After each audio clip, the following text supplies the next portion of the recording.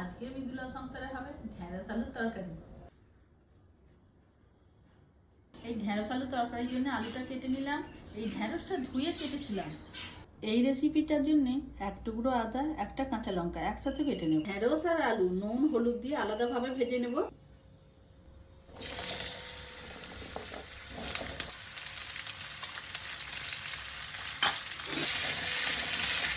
এই আলুগুলো খুব ভালো করে ভাজা হয়ে গেছে, তুলে নেব।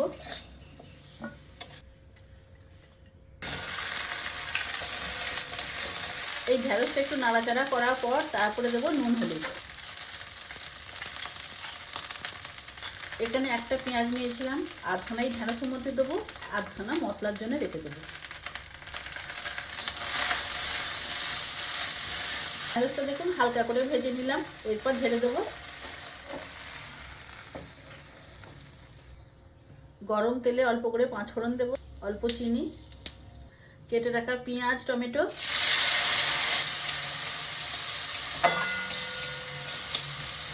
টমেটো পেঁয়াজ নরম হয়ে গেছে। এর মধ্যে আমি গুঁড়ো মশলাগুলো দেবো। অল্প করে লঙ্কার গুঁড়ো, হলুদের গুঁড়ো, জিরের গুঁড়ো, অল্প ধনে গুঁড়ো, বেটে রাখা আদা কাঁচা লঙ্কা, অল্প জল দেব। এই মশলাটা খুব ভালো করে কষিয়ে নেব। মশলা কত সুন্দর পাক হয়েছে দেখুন, তেল ওপর দিয়ে ভেসে এসেছে। এর মধ্যে এবার জলটা দিয়ে দেবো। গ্রেভিটা ফুটে গেছে, ভেজে রাখা আলু আর ঢেঁড়স দিয়ে দেবো।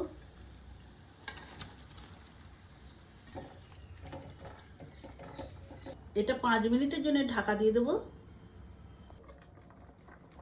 এই ঢেঁড়স আলু তরকারি আমার হয়ে গেল। এর মধ্যে আর কিচ্ছু দেবো না, এতেই যা খেতে লাগবে। এরপর ঢেলে দেবো।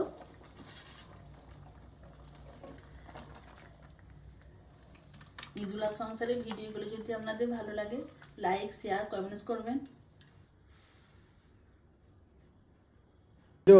আজকে তো ঢেঁড়স আলু তরকারি বানিয়েছো দেখছি। হ্যাঁ, আর এই নালতে শাক। হ্যাঁ, এই ঢেঁড়স আলুর সাথে যদি এই নালতে শাক থাকে না, জমে যাবে।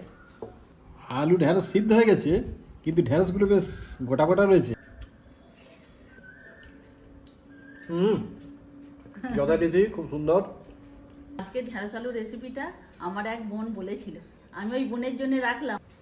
আমাদের ভিডিও আজকে এই পর্যন্তই। আপনারা সবাই ভালো থাকুন, সুস্থ থাকুন।